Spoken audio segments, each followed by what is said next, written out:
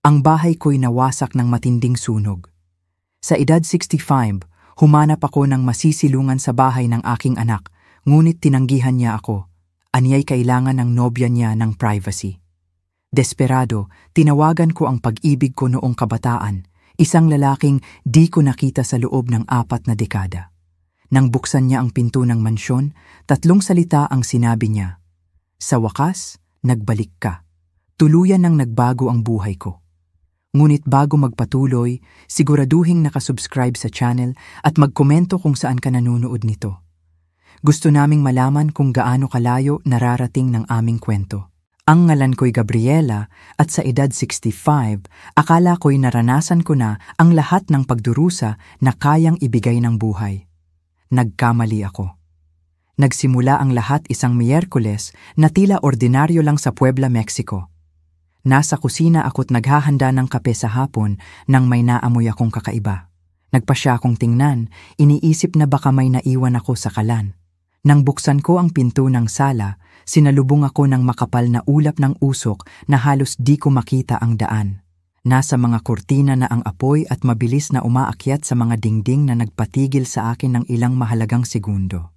Dapat ay umingay ang smoke detector, ngunit nalaman ko kalaunan na naubos ang baterya nito, buwan na ang nakakaraan. Isang simpleng kapabayaan na magiging dahilan ng pagkawala ng lahat ng mayroon ako. Tumakbo ako pabalik sa kusina, sinusubukang abutin ang telepono para tawagan ang mga bumbero, ngunit nasa lahat na ng dako ang usok, hirap huminga, imposibleng makapag-isip ng malinaw. Narinig ko ang pagbasag ng salamin at napagtanto kong wala akong oras. Nilalamon ng apoy ang bahay ko nang may matinding gutom na tila imposibleng pigilan. Ang tanging nasa isip ko ay makalabas doon ng buhay. Hinawakan ko ang aking bag na nasa mesa ng kusina at tumakbo ako patungo sa likod na pinto. Ang huli kong nakita bago lumabas ay ang larawan ni Ricardo, ang aking yumaong asawa, na nagsisimulang umitim dahil sa init. Nasa kalye na ang mga kapitbahay nang lumabas ako na umuubo at natitisod. Si Aling Fuentes, kapitbahay kong sa 18 taong gulang, ang unang lumapit.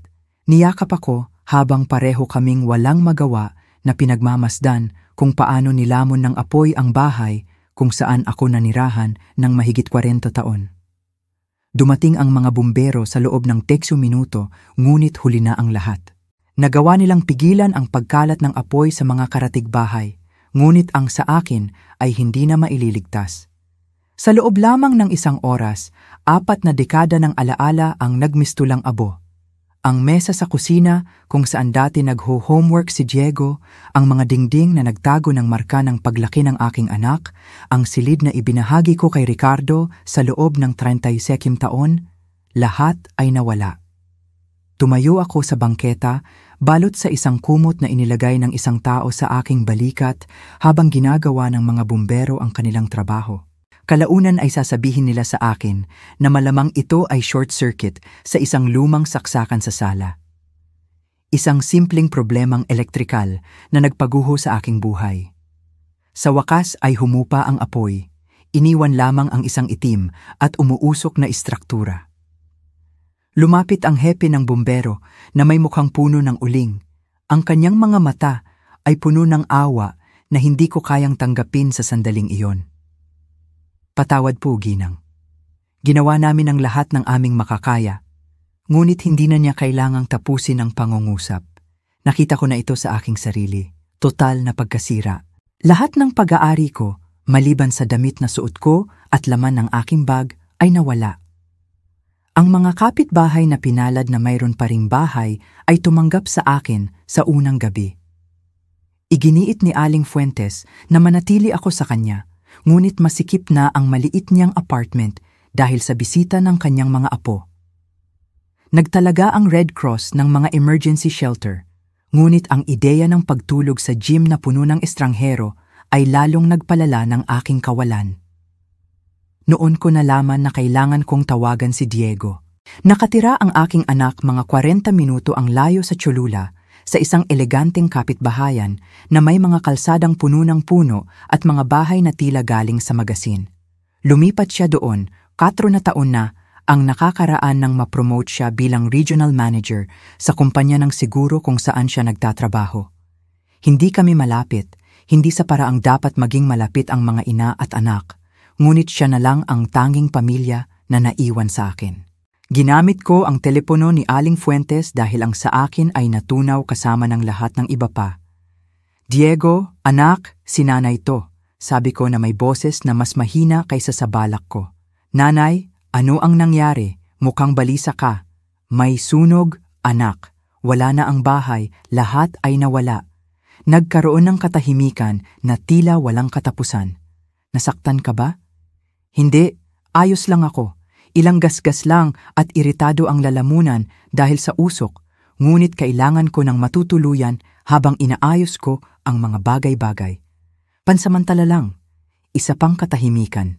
"Sige nanay, halika, aayusin natin ito." Ang laking ginhawa ang naramdaman ko na muntik na akong bumagsak. Aalagaan ako ng aking anak. Sa kabila ng lahat ng aming distansya, lahat ng di nasagot na tawag at di komportabling hapunan sa kapistahan, siya pa rin ang aking anak. Ginugol ko ang sumunod na umaga sa pagtingin sa mga nasunog na guho. Naghihintay na dumating ang appraiser ng seguro. Dumating siya ng eksakto 9:00, isang binata na tila mas gusto pang nasa ibang lugar. Naglalakad sa kung ano ang natitira sa aking bahay na may clipboard at camera. Total na pagkasira, anya ng walang emosyon, na tila ang dalawang salitang iyon ay hindi kumakatawan sa buong buhay ko. "Magkano?" tanong ko.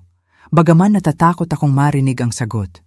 "Bueno, mayroon kang pulisya na humigit kumulang 2 milyong piso sa istruktura, ngunit sa iyong deductible at depreciation, marahil ay 900,000 piso ang pinag-uusapan. Marahil mas mababa, 900,000 piso, para muling itayo ang 42 taon ng buhay." Mukhang imposible. Tinulungan ako ni Aling Fuentes na bumili ng ilang pangunahing damit at hygiene kit gamit ang emergency money na ibinigay ng Red Cross. Lahat ng mayroon ako ngayon ay kasya sa isang maliit na hiniram na maleta. Iyon lang ang natira sa buhay na aking binuo. Ang paglalakbay patungo sa bahay ni Diego ay tila isang paglalakbay sa ibang bansa. Lahat ay mukhang iba kapag wala kang babalikan. Ang mga pamilyar na lugar, ang gasolinahan kung saan ako laging bumibili ng tiket sa loto, ang restaurant kung saan kami dati nag-aalmusal ni Ricardo tuwing linggo, lahat ay tila pag-aari ng buhay ng ibang tao. Ngayon, ang kapitbahayan ni Diego ay walang bahid-dungis tulad ng dati. Mga perpektong damuhan, perpektong bangketa, perpektong buhay na nagpatuloy na parang walang nangyari. Pakiramdam ko'y tagalabas ako, dala ang trahedya ko sa kanilang malinis na mundo. Ang bahay niya ay isang 2 palapag na kolonyal na may puting bintana at pulang pinto na pinili ni Valentina, ang kanyang nobya. Nakilala ko siya eksaktong 3 beses sa 2 taong magkasama sila. Siya ay 30 taong gulang at siya ay 39. Nagtatrabaho siya sa isang marketing firm sa sentro at may mga opinyon sa lahat mula sa kulay ng dingding hanggang sa uri ng alak na ihahain sa hapunan. Ipinark ko ang taxi sa kanilang driveway at nanatili akong tahimik sandali, nagpapalakas ng loob. "Pansamantala lang ito," sabi ko sa sarili ko. Hanggang sa malaman ko kung ano ang susunod. Hanggang sa dumating ang pera mula sa insurance at makahanap ako ng maliit na apartment. Hindi ko kailanman naisip na ang paglalakad patungo sa pinto ng bahay ng aking anak na may dala kong maliit na hiniram na maleta ay isa sa mga pinakamahirap na bagay na nagawa ko sa buhay ko. Ngunit nang itaas ko ang aking kamay para kumatok, nakaramdam ako ng pamilyar na pakiramdam, ang parehong pakiramdam ng kawalan na naramdaman ko nang mamatay si Ricardo, na tila nawawala ang lupa sa ilalim ng aking mga paa. Hindi ko palang alam kung gaano pa ako kalalim na babagsak. Binuksan ni Diego ang pinto bago pa ako makakatok, na tila pinapanood niya ako mula sa bintana. Sa isang sandali, ang makita ang pamilyar niyang mukha, ang mga mata ni Ricardo, ang aking matigas na panga, ay nagparamdam sa akin na magiging maayos ang lahat. Siya ang aking anak, ang nag-iisa kong anak. Tiyak na may kahulugan ang dugo.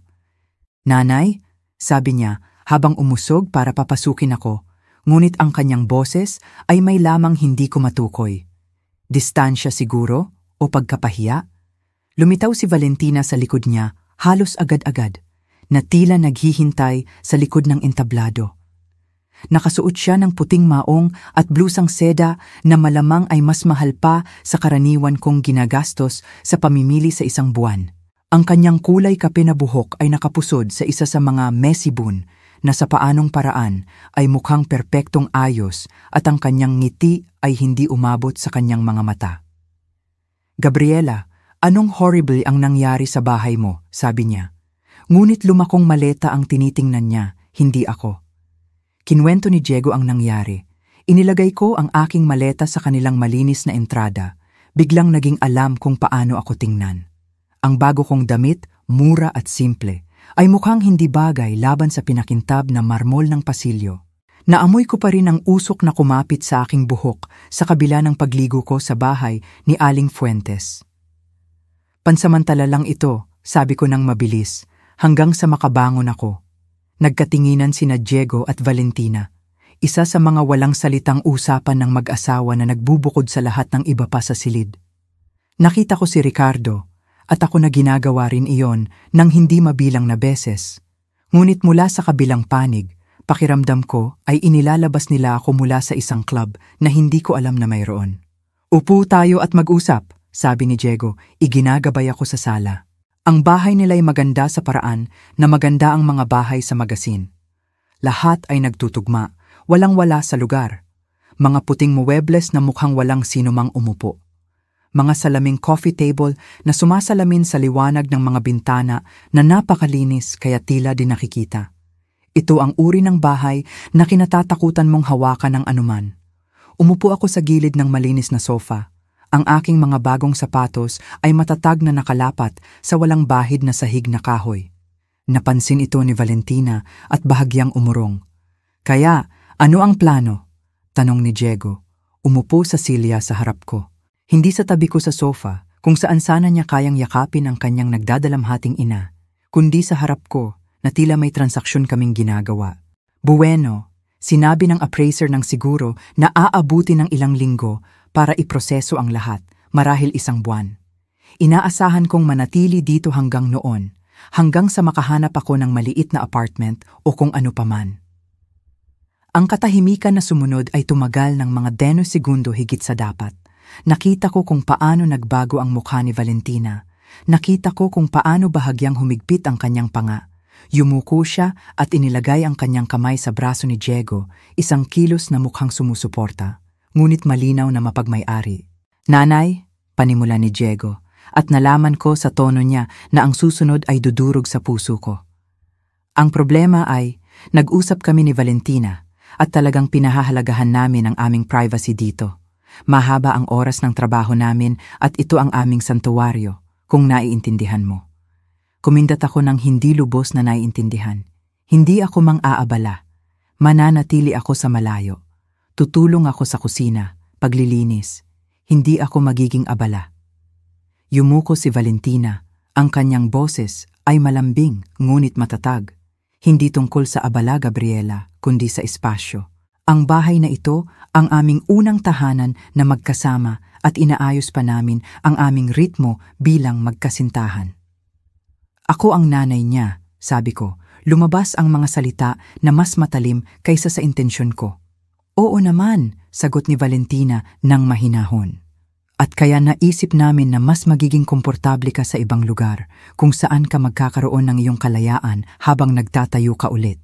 Tiningnan ko si Diego, umaasang kukontrahin niya si Valentina, na maaalala niyang ako ang babaeng nagpupuyat para alagaan siya sa bawat lagnat, na nagdoble shift para bayaran ang kanyang mga libro sa kolehiyo, na hinawakan ng kanyang kamay noong naghiwalay sila 3 taon na ang nakakaraan nang iwan siya ng ex-asawa niya para sa kanyang personal trainer.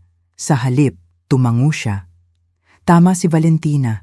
Nanay, sa tingin namin mas magiging masaya ka sa sarili mong espasyo." Parang sinuntok ako ng mga salita.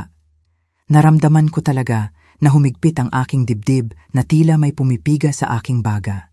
"Mas masaya, Diego? Nawala ang lahat sa kin kahapon. Lahat. At sa tingin mo, mas magiging masaya ako mag-isa sa isang hotel kaysa dito kasama ang pamilya ko?" "Hindi naman kailangang hotel," sabi ni Valentina ng mabilis. May ilang magagandang long stay na lugar malapit sa mall, napakalinis, napakaligtas at may maliliit na kusina para makapagluto ka. Tiningnan ko ang babaeng ito na 2 taon pa lang sa buhay ng aking anak, sinasabi sa akin kung saan ako dapat manirahan pagkatapos mawalan ng bahay. At paano ko naman babayaran ang magandang long stay na lugar na yan? Hindi pa darating ang pera mula sa insurance sa loob ng ilang linggo. Nag-alinlangan si Diego. Kaya kong tumulong diyan, ilang daang piso para panimula. Ilang daang piso? Natila ako'y malayo niyang kamag-anak na halos hindi niya kilala, hindi ang babaeng nagbigay sa kanya ng buhay. Diego, sabi ko, ang aking boses ay halos bulong. Pinagpalit ko ang lampin mo, inalo ka noong may sakit ka sa tiyan, tinuruan kang magbisikleta at tinulungan sa homework mo. Niyakap kita noong umiyak ka dahil sinaktan ni Lucia Velasco ang puso mo sa high school. Bahagyang napangiwi ang kanyang mukha, ngunit mas mahigpit na pinisil ni Valentina ang kanyang braso.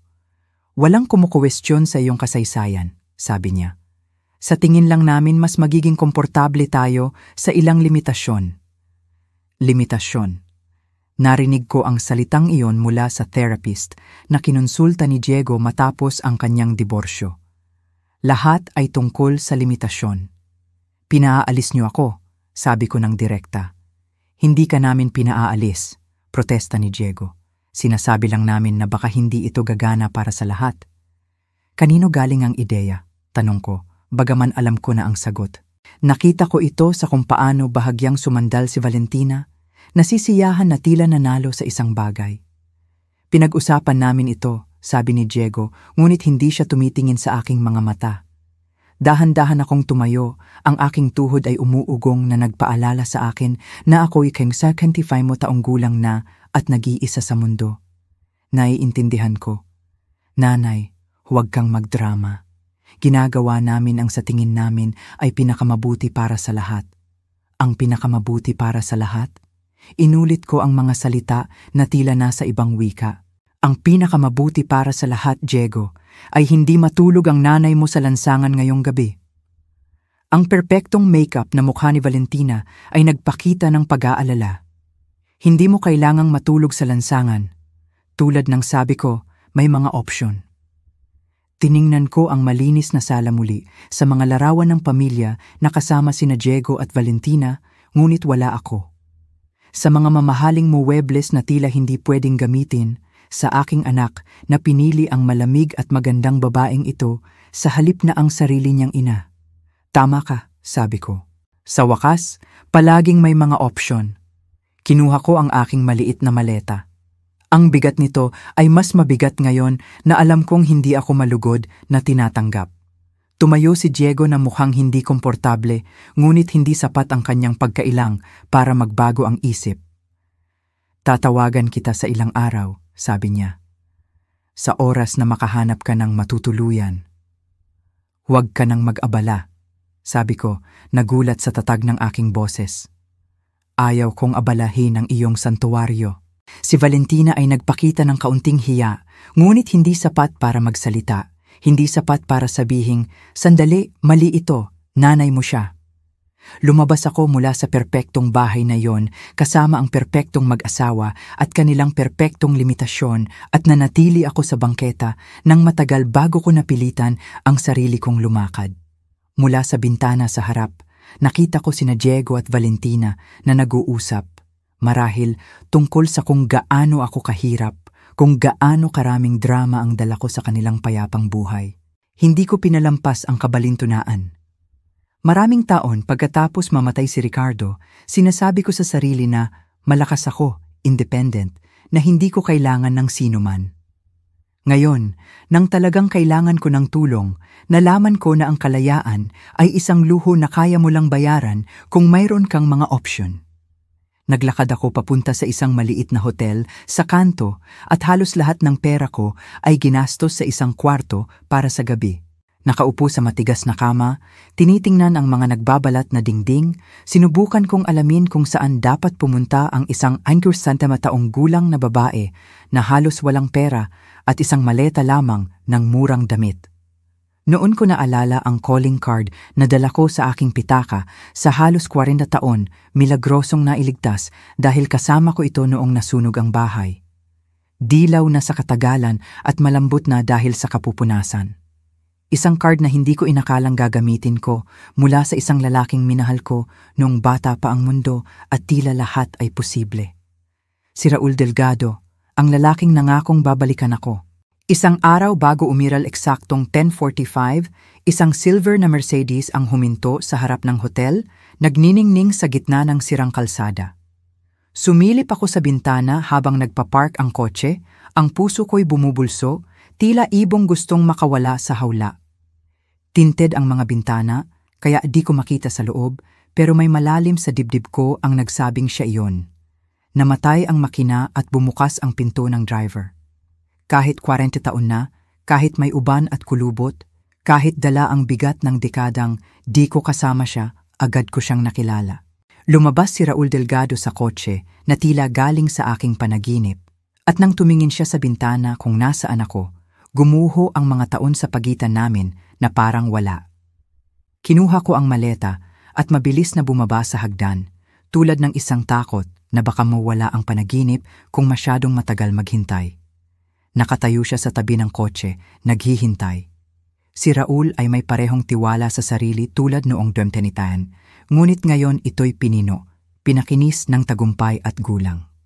Nakasuot siya ng madilim na maong at navy blue na sweater na mas mahal siguro sa gastos ko sa isang buwan. Ngunit ang kanyang mga mata, ang amber na matang, umaligid sa aking mga panaginip sa loob ng dekada, ay eksaktong pareho. Gusto kong magtago. Gusto kong bumalik sa kwarto at magkunwari na hindi ito nangyayari. Mukha akong gusgusin. Ang buhok ko'y walang gupit sa loob ng buwan. Ang mura kong damit ay gusot. At pakiramdam ko'y maliit at walang saysay kumpara sa eleganteng lalaking naghihintay. Pero ngumiti na siya sa akin. Isang ngiti na nagpatalon sa puso ko na parang 25 na ulit ako. Lumapit ako sa kanya ng dahan-dahan, biglang hindi makahinga. "Kamusta, Gabriela?" malumanay niyang sabi. Malapitan, nakita ko ang mga pagbabagong dala ng panahon. Ang kanyang madilim na buhok ay pilak na ngayon, gupit, maikli at propesyonal. Ang mga linya ay nagmarka sa sulok ng kanyang mga mata at nagbigay hugis sa kanyang bibig. Mas malapad ang kanyang balikat, mas matatag, tila nagbigay sa kanya ng pisikal na bigat ang tagumpay. Ngunit nang ngumiti siya, nakita ko ang binatilyong madalas magdala sa akin sa mirador at magkwento ng kanyang mga pangarap. "Kamusta?" nasabi ko. Ang boses ko'y halos bulong. Pinagmasdan niya ang mukha ko ng matagal, ang amber na matang nakukuha ang bawat detalye. Gusto kong humingi ng paumanhin sa itsura ko, sa pagbagsak ko, sa pagtawag sa kanya pagkatapos ng lahat ng taon nang walang maibibigay kundi problema. Sa halip, 3 salita ang kanyang sinabi na nagbago ng lahat. "Ang ganda mo." Nagsimula akong umiyak. Doon mismo sa bangketa, sa harap ng murang hotel, habang nakatayo si Raul Delgado sa tabi ko, tuluyan akong bumagsak. 40 taon ng pinipigilang luha, patchwork na araw ng kawalan ng katiyakan at kawalan ng pag-asa, isang buong buhay ng pagsasabing, hindi ako sapat. Lahat ay lumabas sa pangit at sunod-sunod na paghikbi na hindi ko makontrol. Wala siyang sinabing anupaman. Hindi niya sinubukang patigilin ako o sabihing magiging maayos ang lahat. Kinuha lang niya ang maleta ko sa isang kamay at niyakap ako ng kabilang braso habang bumabagsak ako sa kanyang dibdib. Amoy mamahaling pabango siya at malinis na damit. Amoy tagumpay at katatagan. Lahat ng nawala sa akin at lahat ng hindi ko kailanman nagkaroon.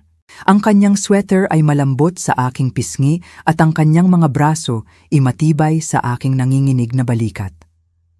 "Patawad," humihingal kong sabi sa kanyang dibdib. "Patawad, Raul. Hindi ko sana tinawagan. Hindi ko sana dinamay ka sa gusot na ito." "Shh!" bulong niya habang hinahaplos ang aking likod. "Dapat ay matagal ka nang tumawag." Nang tumigil ang luha, humiwalay ako upang tingnan siya, nahihiya sa basang marka sa mamahaling sweater niya. "Siguro mukha akong gulo?" Inabot niya ang kamay at pinunasan ng luha sa pisngi ko. Ang hawak niya'y malumanay na tila bulong. Mukha kang dumaan sa impyerno at nakaligtas. Hindi yan gulo, Gabriela. Yan ay lakas. Tumawa ako, ngunit nanginginig at mapait. Lakas? 65 na ako. Nakatira sa isang sirang hotel dahil ayaw ako ng sarili kong anak. Hindi yan lakas, kundi kahabag-habag. Humigpit ang kanyang panga at saglit kong nakita ang galit na sinisikap niyang itago. Tanga ang anak mo, hindi mo siya kilala.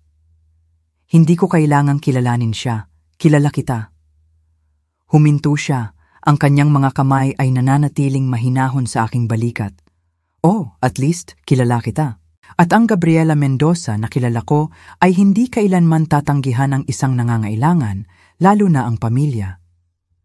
Ang paraan ng pagbigkas niya ng aking apelyido noong dalaga pa ako, na tila isang mahalagang bagay na kanyang iningatan sa lahat ng taon, ay nagpadalamhati sa aking dibdib sa pananabik sa babaeng dating ako. Matagal na yon, sabi ko. Hindi na ako ang babaeng iyon. Marahil hindi siya sumang-ayon, ngunit gusto kong makilala ang babaeng pinagbago niya. Inilagay niya ang maleta ko sa likod ng kanyang marangyang kotse na tila isang kayamanan, hindi isang murang bag na naglalaman ng lahat ng natira sa mundo ko. Habang binubuksan niya ang pinto ng pasahero, saglit akong natigilan sa hindi kapanipaniwala ng sitwasyon. Noong umaga ng sunog, may bahay ako, alaala, isang buhay na binuo sa loob ng dekada. Ngayon ay sumasakay ako sa kotse ng isang lalaking di ko nakita sa loob ng 40 taon nang walang ideya kung ano ang susunod. Saan tayo pupunta? Tanong ko habang pinaandar niya ang makina. Uwi, simpleng sagot niya. Tumagal ang biyahe, halos 1 oras, dumaan sa mas mayayamang kapitbahayan hanggang sa marating namin ang lugar na di ko pa nakita. Gumugulong na burol na may mga ari-arian na nakatago sa likod ng batong pader at bakal na pinto. Mga puno na tila propesyonal na inilagay.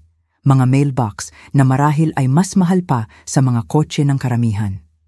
Lumiko si Raul sa isang mahabang driveway na minarkahan lamang ng isang maliit na tansong plaka na nakasulat ay Delgado.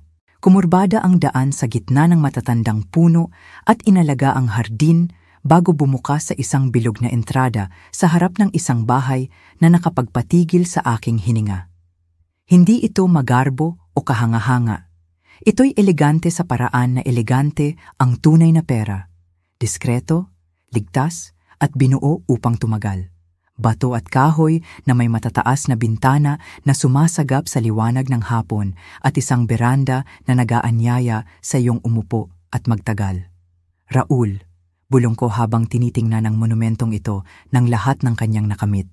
Ito ay hindi kapanipaniwala. Ipinark niya ang kotse, ngunit hindi ka agad lumabas. Sa halip, naupo siya doon at pinagmamasdan ng bahay na tila nakikita niya ito sa pamamagitan ng aking mga mata. Masyado itong malaki, mahinahon niyang sabi. Palagi namang ganoon. Binuo ko ito, iniisip na balang araw ay pupunuin ko ito, ngunit nagkibit balikat siya. Isang kilos na napakapamilyar na nagpasakit sa aking puso. Ang ibang pangarap ay hindi nangyayari ayon sa plano mo. Hindi ka nagpakasal? Nakawala ang tanong bago ko pa napigilan. Lumingon siya sa akin, ang kanyang ekspresyon ay hindi nababasa. Malapit na sana akong magpakasal ilang beses, pero laging may kulang. Nag-atubili siya sandali at pagkatapos ay simpleng sinabi, Ikaw. Ang salita ay nanatili sa pagitan namin sa tahimik na kotse, puno ng 40 taon ng paano kong at sana ay. Gusto kong itanong kung ano ang ibig niyang sabihin. Gusto kong maintindihan kung paano ako naging wala sa buhay na di ko kailanman naging bahagi. Ngunit bago ko pa mahanap ang mga salita, lumabas na siya ng kotse, lumibot para buksan ang pinto ko. Mas kahanga-hanga pa ang bahay sa loob. Mga sahig na kahoy na kumikinang tulad ng pulot, matataas na kisame, mga muwebles na tila galing sa magasin ng arkitektura, ngunit hindi ito malamig o parang museo. May mga libro sa lahat ng dako, komportabling upuan sa pagbabasa na inilagay malapit sa mga bintana, mga litrato na nakakalat sa mga side table. Pakiramdam nito ay isang tahanan kung saan may talagang nakatira, hindi lang isang display ng tagumpay. Gutom ka ba? Tanong ni Raul habang iginagabay ako sa kusina na mas malaki pa sa dating sala ko. Magluluto sana ako ng tanghalian nang tumawag ka. Napagtanto kong gutom na gutom ako. Ang agahan sa hotel ay lumang tinapay lang at mahinang kape, at ang tiyan ko'y kinukulo ng kawalan at nerbiyos. Ayoko namang mang-abala, simula ko. Ngunit pinutol niya ako sa isang tingin. Gabriela, tigil. Hindi ka abala, ikaw ay, huminto siya naghahanap ng salita. Ikaw ang sagot sa tanong na ibinubulong ko sa loob ng 40 taon. Habang siya'y nagluluto, at marunong talaga siyang magluto, gumagala sa malaking kusina nang walang kahirap-hirap tulad ng isang natutong mag-alaga sa sarili. Pinagmasdan ko ang mga litratong nakakalat sa silid. Si Raul sa mga seremonya ng pagbubukas, gumugupit ng ribon, nakikipagkamay sa mga mahahalagang tao. Si Raul na may iba't ibang babae sa mga charity gala at business dinner, laging nakangiti pero di kailanman mukhang lubos na masaya. Kwentuhan mo ako tungkol sa buhay mo, sabi niya habang inilalagay ang isang plato ng perpektong inihaw na manok at inihaw na gulay sa harap ko. Kwentuhan mo ako tungkol kay Ricardo, sa anak mo, sa lahat ng nawala sa akin. Kaya ginawa ko. Sa isang tanghalian na lasang paraiso, matapos ang mga araw ng nakakatakot na pagkain sa hotel, kinwento ko sa kanya ang tungkol sa kasal ko kay Ricardo. Si Ricardo, matatag at komportable, na nagbigay sa akin ng seguridad at pagkakaibigan, ngunit hindi passion. Tungkol kay Diego, ang sanggol na pinangarap ko ng labis at minahal ng sobra na lumaki upang maging estranghero na mas pinahahalagahan ang kaginhawaan ng kanyang nobya kaysa sa pangangailangan ng kanyang ina.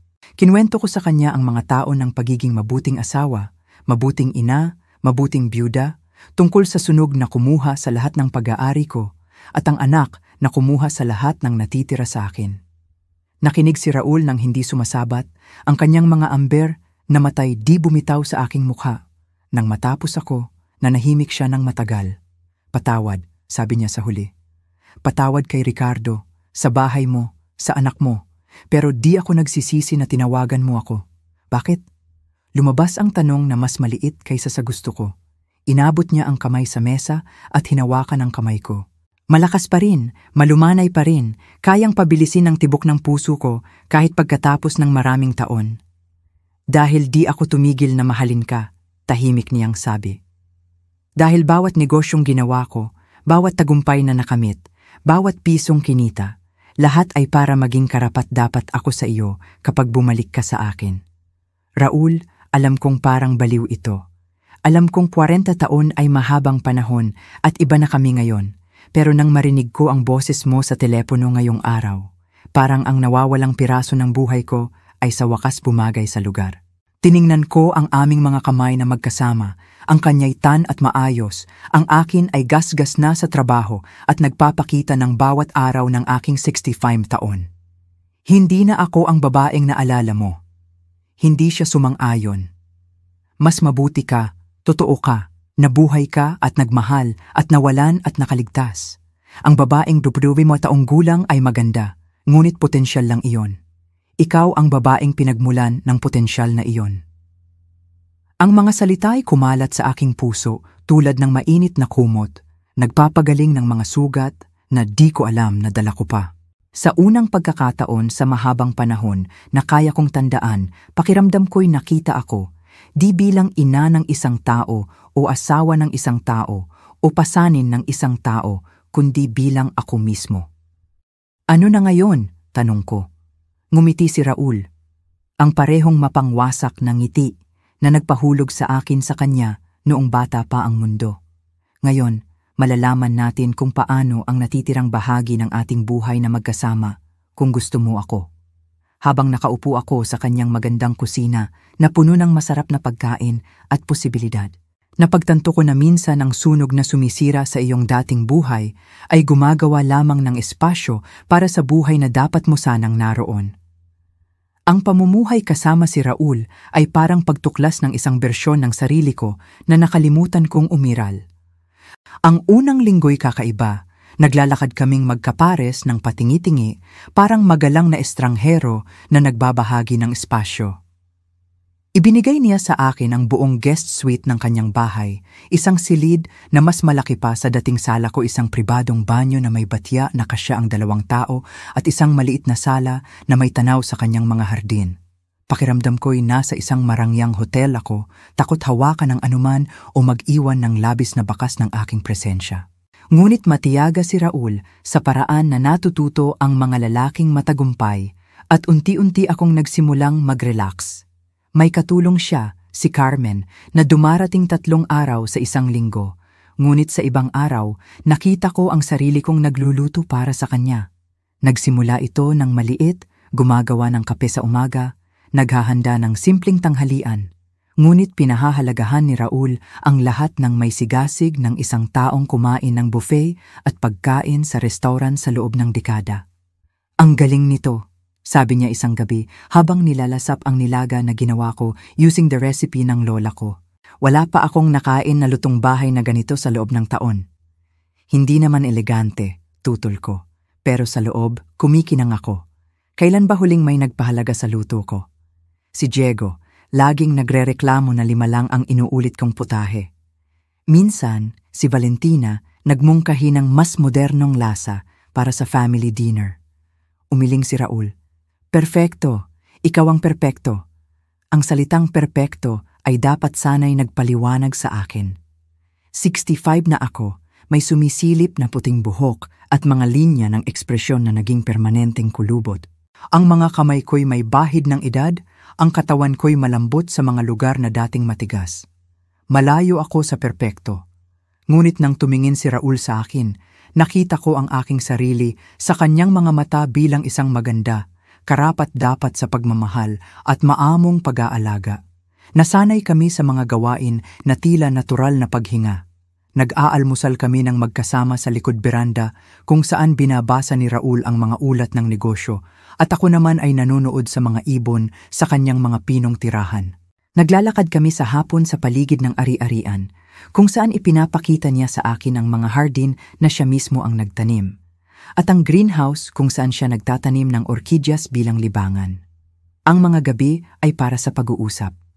May 40 taon kaming babalikan at dahan-dahan naming ginawa ito, maingat, tulad ng mga arkeologong nagsusuri ng mahahalagang artepakto.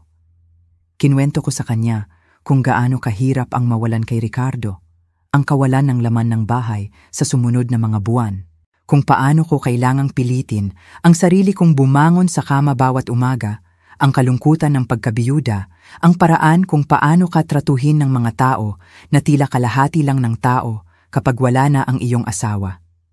Kinwento niya sa akin ang tungkol sa kanyang negosyo, kung paano ito lumaki mula sa isang maliit na kumpanya ng konstruksyon tungo sa isang imperyo ng pagpapaunlad na may mga proyekto sa 3 estado, tungkol sa mga babaeng nakasama niya sa mga taon. Mga matatalino at matagumpay na babae na mukhang perpekto sa tabi niya sa mga gala ng kawanggawa, ngunit hindi kailanman nagpuno sa kanya. May isang babae, sabi niya isang gabi habang nakaupo kami malapit sa kanyang fireplace, ang ulan ay bumabagsak sa mga bintana. Si Elena ay isang arkitekto, matalino, maganda. Sabi ng lahat, perpekto kami para sa isa't isa. Nakaramdam ako ng kurot ng inggit na ikinagulat ko sa tindi nito. Ano ang nangyari? Inalok ko siyang magpakasal, mahinahon niyang sabi. Noong bisperas ng Pasko, 5 taon na ang nakakaraan, grandeng selebrasyon, restaurant na may tanaw sa lungsod, mamahaling singsing, lahat ng sinabi niyang gusto niya at pumayag siya. Nagplano kami ng kasal sa susunod na tag-araw, ngunit habang papalapit ang petsa, patuloy akong may ganitong pakiramdam na may mali, hindi sa kanya. Siya ang lahat ng gusto ng sinuman sa isang asawa, pero di sa akin. Huminto siya't tumingin sa apoy. Bago ang kasal, kinansela ko ito. Raul, hindi ba ano ang sinabi mo sa kanya? Ang totoo'y tumingin siya sa akin. At ang kanyang seryosong mga mata na mahal ko pa rin ang isang babaeng nakilala ko, 40 taon na ang nakaraan at hindi magiging patas na pakasalan ko siya habang ang puso ko ay pag-aari ng iba. Ang mga salita'y tumama sa akin na parang pisikal na suntok. Kinansela mo ang kasal mo para sa akin, para sa alaala ko, para sa posibilidad na balang araw, sa paanong paraan, kailanganin kita at ikaw ay narito na naghihintay? Tiningnan ko siya.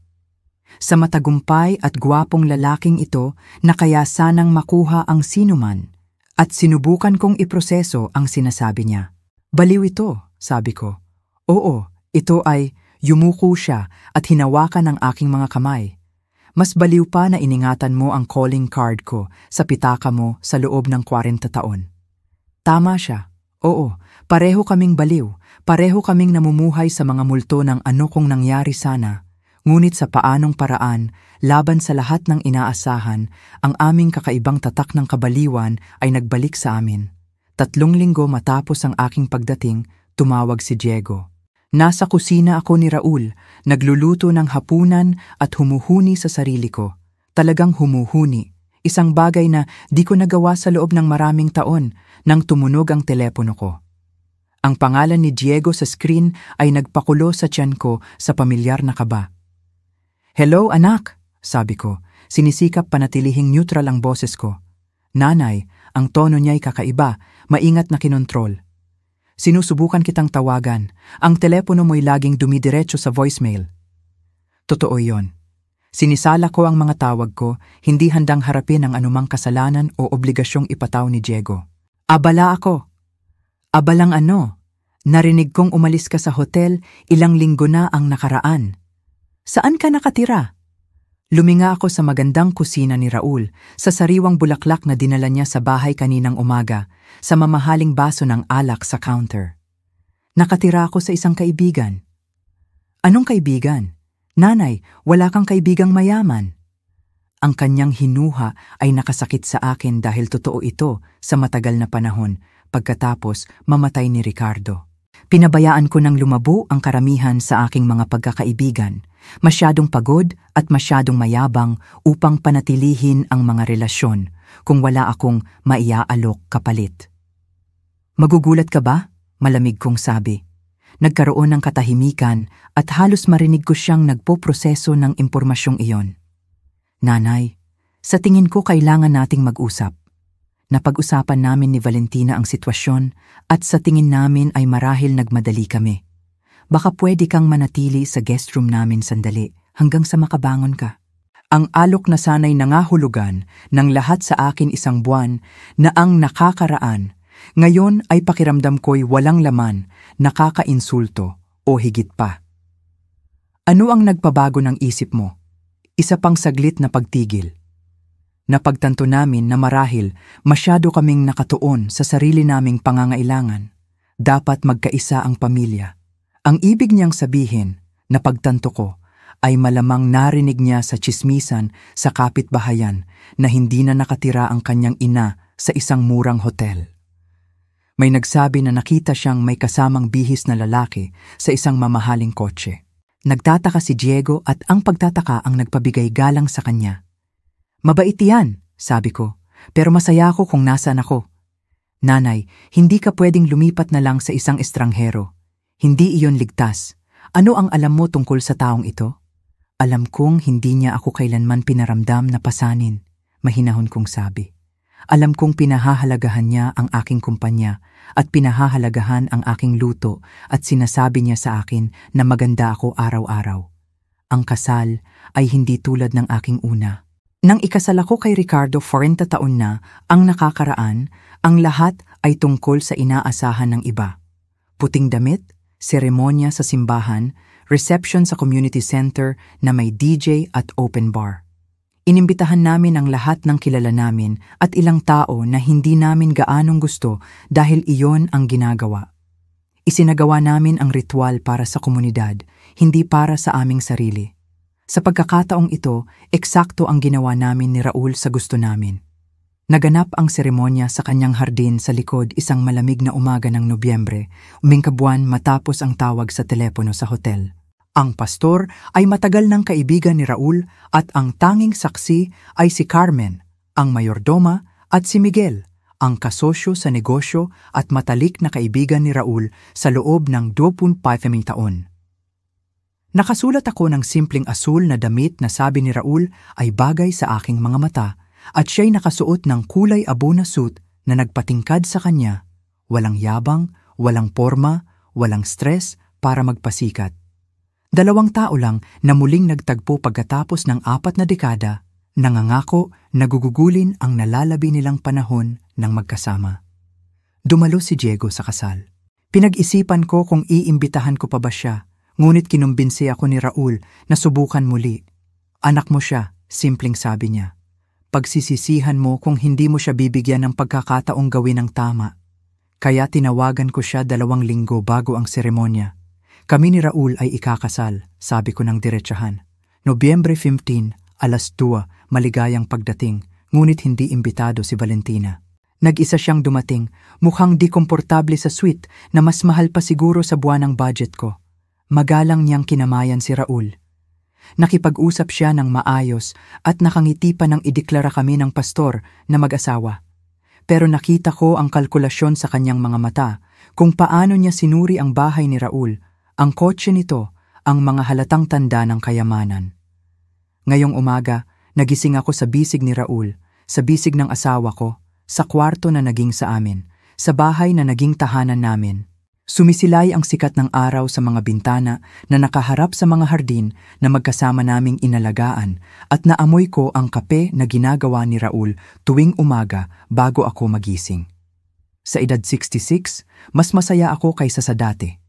Hindi dahil sa pera ni Raul o sa kanyang magandang bahay o sa kanyang tagumpay, kundi dahil mayroong nakakakita sa akin, talagang nakakakita sa akin, at pinipiling mahalin ang nakikita niya.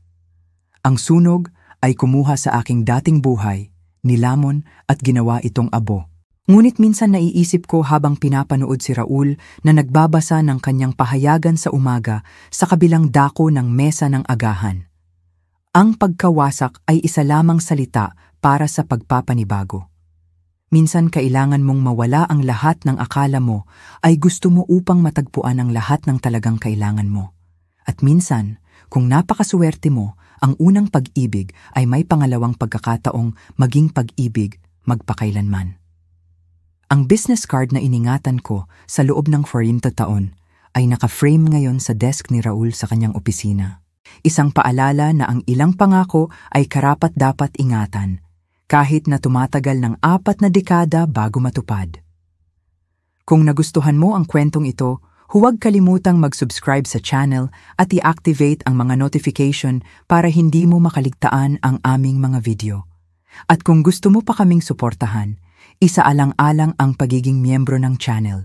Magkakaroon ka ng access sa eksklusibong nilalaman at makakatulong ka sa paglago ng aming komunidad.